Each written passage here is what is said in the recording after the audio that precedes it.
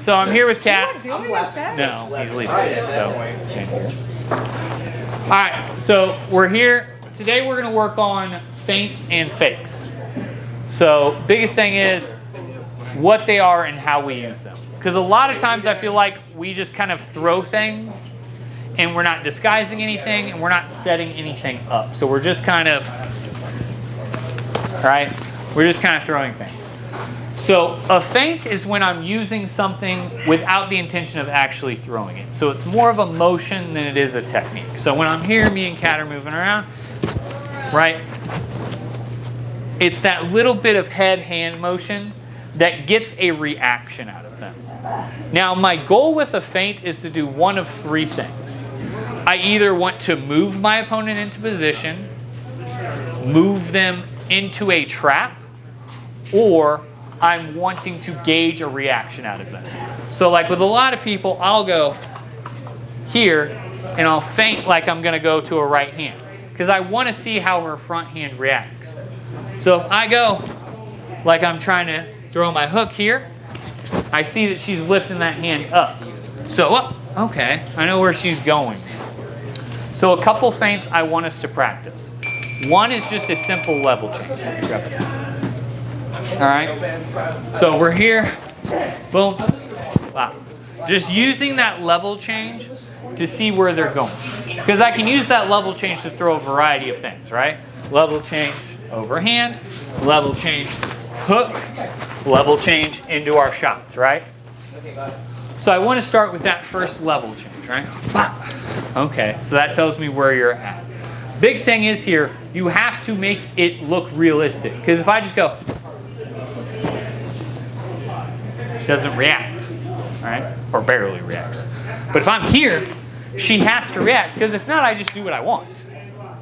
So if I go here and Kat doesn't react, I can roll that right hand over because she didn't respect it. Now, the other one is, one of the other two is going to be, I'm going to dip. I'm going to look to dip like I'm throwing my right hand or my right kick. For you, it's the opposite side because you're dumb in a southpaw. So I'm working here. It's shifting all that weight to my front and hitting that short roll. My other feint is going to be to that other side. Like I'm hitting that switch cross or stepping for that kick here. Those are the three feints I want you guys to practice. Simple level change, rolling left, rolling right. Getting those bites. Because what I'm going to use those to do is set people up. So let's say I go here. I can use that to trap her where I want. So let's say she's really circling hard to my right. I don't like it. I'm like, she won't let me reset. Bah! I can use that feint to trap her this way. Let's say she's just pushing into me and I don't like it. I can use that level change feint to stop that forward motion. Because if she keeps coming in on that feint, I have that double leg set up. So it's using those feints to set up things. All right? Questions on those three things? So we're here. We're level change feint. Step off to the left. Step cross to my right. Okay? If you're throwing that, you said this way, Donut, I'm stepping into it to take some of the... Yes. Okay. All right? When someone's pushing into you though, like they're super aggressive, like wouldn't though if you feint, like wouldn't that kind of like almost open you up to getting caught? Here's the thing. I'm not feinting and going wide-handed here. When I feint, so Kat's pushing in on me, right? My hands are still here. It worked. Right? Like if she's pushing into me and I go, ah! Yeah, you should get uppercutted in the mouth there. But when I feint, I'm staying good defensively. That's the difference in between that and a fake punch. So the next thing we're going to work on is some fakes, right? So like me, I go, that is one of my signatures. I go, what? Hey, look over here. Into that liver shot. That can get you caught because if they read that fake and check hook you, you're fucksville. But when I'm here and I just go, I'm still defensively sound. Now, you don't want to go get knee in the mouth, but you're staying defensively sound with the feint, and that's what allows you to use them. So when I'm here and I go, I can start timing those reactions, start gauging that, and start pushing her to where I want in the ring, in the cage. Because let's say Kat's circling out this way and I don't like it. I can see how it starts trapping her, it starts cutting that ring off from her. I can use that on that diagonal to keep her from circling out or circling to a position where she wants to be. Does that make sense? Practice that out. So what I want to see you guys doing, hitting the feint 3 times, and on the 3rd, follow it. So like if I'm here with Kat, 1, 2, 3. I don't care what you throw off of each of the 3 feints. Find something that makes sense for you. Okay? Now, 1, 2, now we're going to go over the difference in between a fake. So a fake is a strike that I don't intend to land, but I intend as a setup for something.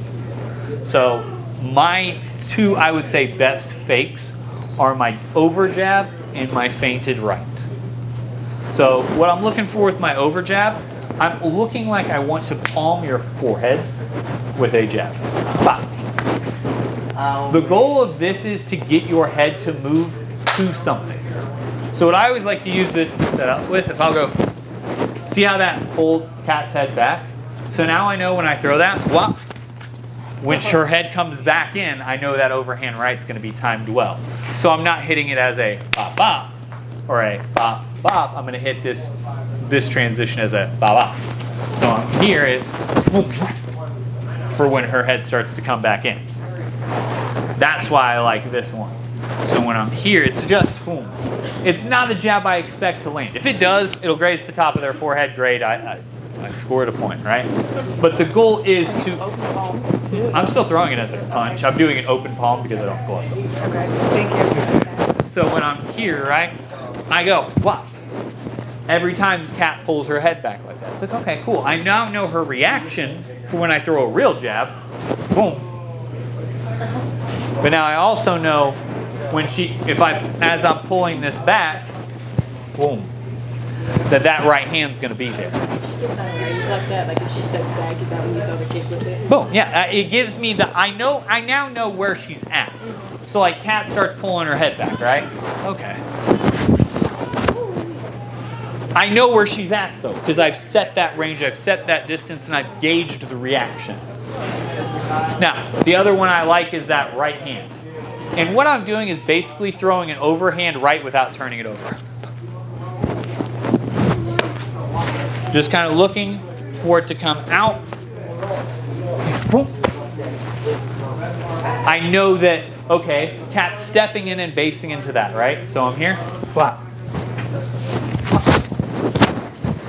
I know where she's at now, so that tells me I can gauge the reaction and set up the ba-ba technique, whatever that bop-bop happens to be. Whether it's whop-whop, whether it's whop-whop, regardless what that secondary strike is going to depend on their reaction. But I'm using that fake strike. I'm throwing it. It's not something I expect to land, though. So when I'm moving around with Kat, we're going, right? Boom, okay, cool things are happening. Wow, oh yeah, okay. Whoop, whoop. Taller, pull her hands up, which means that body shot's there. Yeah. Right? Took me 2 of gauging, but I knew at that point where it was. And so that's the type of things that you're using fake strikes to set up, because it is still a hand coming at them. So it forces a reaction. So when I'm here and I just feint, she just has to kind of move, right? I can use that to set up things. But the difference in between that and a boom, now I know for sure what her reaction's going to be, whether my jab's fake or whether it's real. Because she sees that as a jab. She doesn't know I'm not worried about landing it, right? So if we're moving around, boom. She knows that one's coming for her face, but she doesn't know, boom, that one's not. So now I know when I jab, that's how she's going to react. That allows then for me to go, okay, math calculations go off, boom. I know where I'm going next. So if you know somebody's like fainting or faking or whatever, throwing something, you should make your reaction varied so that there's no pattern. Yeah, you don't want to have a very rarely do you want to have a set pattern, regardless what's happening. Because if every time I'm here with you, you throw a jab at me and I go boom, I go to slip, right? You're going to start to read that.